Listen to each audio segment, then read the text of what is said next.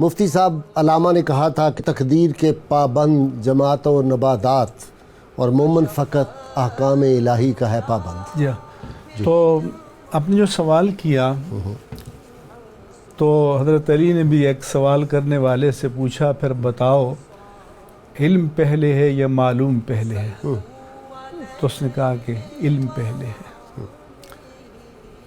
اب جب یہ سوال ذہن میں آتا ہے کہ یہ لکھ دیا گیا تو عقل عیار میں یہ سوال آتا ہے کہ لکھ دیا گیا، ہم اس کے پابند ہیں تو پھر ہم سے جواب طلبی کیسی؟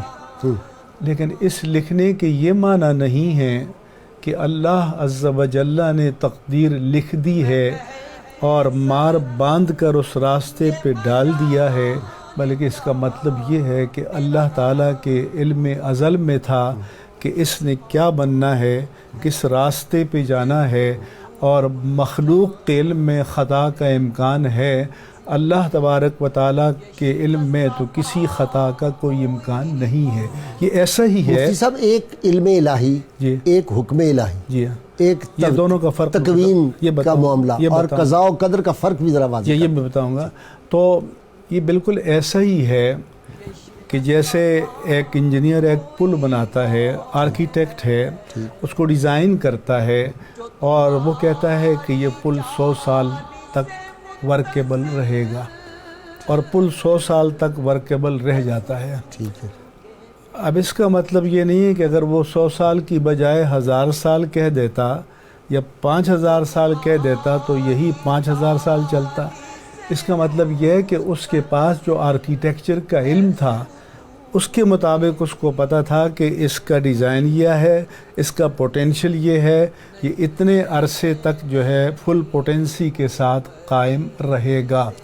یہ نہیں ہے کہ اگر وہ 50,000 سال کہتا تو یہ 50,000 سال رہے گا، لیکن بندے کے علم میں پھر بھی خطا کا امکان ہے، مگر خالق کے علم میں خطا کا کوئی امکان نہیں ہے. ایک اور مثال میں ناظرین کو دوں کہ فرض کریں آپ کا ایک شاگرد ہے، آپ اس کے پروفیسر ہیں، آپ اس کے لچھن طور طریقے دیکھتے ہیں، آپ کہتے ہیں تم فیل ہو جاؤ گے، وہ فیل ہو جاتا ہے. وہ آ کے گردن پکڑے کہ جی آپ نے کہا تھا فیل ہو جاؤ گے، میں فیل ہو گیا. تو اگر کیا اس کے ان کرتوتوں کے ساتھ ہم یا آپ کہتے تم ٹاپ کر لو گے تو ٹاپ کر دیتا؟ تو ان کو پتہ تھا کہ یہ پڑھتا نہیں ہے، یہ محنت نہیں کرتا، اور جو پڑھے نہیں اور محنت نہ کرے اس کا انجام یہ ہے.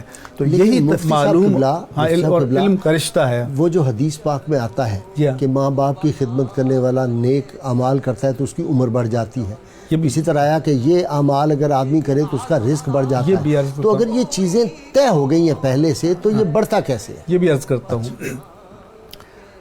پہلے تو آپ نے جو ابھی سوال کیا کہ قضاء و قدر میں کیا ہے. جی ہاں، وہ فرق. تو قدر اللہ تبارک و تعالیٰ کے قطعیت کے ساتھ مقرر کردہ معیار ہے، اندازہ ہے، پیمانہ ہے، اور جب وہ نافذ العمل ہوتا ہے تو پھر وہ قضا کہلاتی ہے.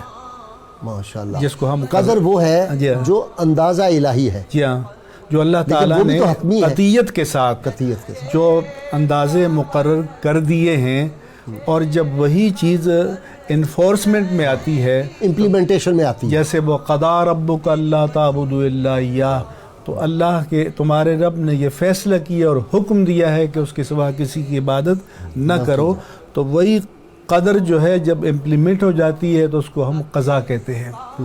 تو ایک تو دونوں کا فرق جو ہے آپ اس لحاظ سے سمجھ لیں. دوسرا سوال کیا تو میں ذرا ایک دو مثالوں سے اگر اجازت دیں. یعنی وہ میرا سوال رہے گا کہ عمر بھی بڑھتی ہے بعض اعمال کی وجہ سے، رزق بھی بڑھتا ہے، جی ہاں، اور اس کی موت جو ہے وہ ٹل بھی جاتی ہے. جی ہاں.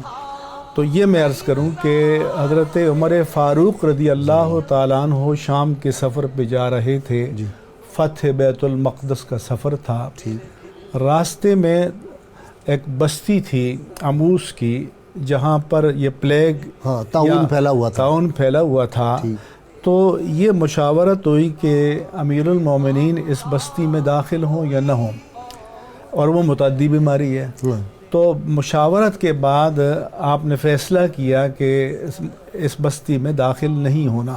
اور حدیث میں بھی ہے کہ جہاں طاعون پھیل جائے جو اندر ہیں وہ باہر نہ جائیں، جو باہر ہیں وہ اندر نہ آئیں۔ سبحان اللہ، ویسے کتنی حکمت ہے مفتی صاحب، جی ہاں، تو کمال کی حکمت ہے۔ جی ہاں، تو حضرت ابو عبیدہ بن جراح رضی اللہ تعالیٰ عنہ جو سپہ سالار و فاتح تھے اور جن کو حضور نے لقب عطا فرمایا تھا کہ امین ھذہ الامہ، اس امت کے امین ہیں، اور جن کے بارے میں حضرت عمر فاروق نے اپنے وصال کے وقت فرمایا تھا کہ کاش آج ابو عبیدہ بن جراح ہوتے تو میں انہیں اپنا جانشین بنا دیتا۔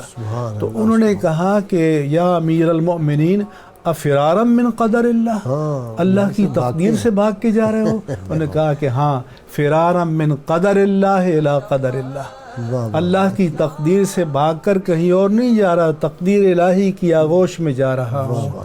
تو اس کے معنی یہ ہیں کہ حدیث پاک میں ہے کہ جب آجال اور یہ جا اجل، قرآن حکیم کی آیت ہے نا، جب یہ مقرر کر دی گئی حدیث پاک میں آتا ہے، تو اس کے بعد ایک اور حضرت علی مرتضیٰ کا بھی ایک رضی اللہ تعالیٰ کا کہ وہ ایک دیوار کے پاس کھڑے تھے اور دیوار گرا چاہتی تھی، وہ وہاں سے ہٹ گئے۔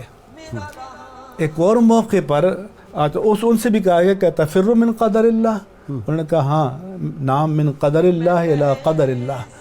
ایک اور موقع پر دیوار گرا چاہتی تھی، ایسا لگ رہا تھا، اور آپ اس کے پاس نیچے بیٹھ کے فیصلے فرما رہے تھے، اور پھر جب فیصلے کر چکے تو پھر آپ وہاں سے اٹھے۔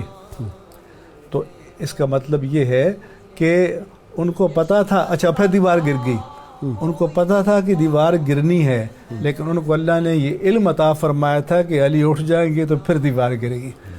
تو یہ تو ان کی نظر اور ان کی بصیرت اور فراست جو اللہ تبارک و تعالی بندے کو عطا فرماتا ہے،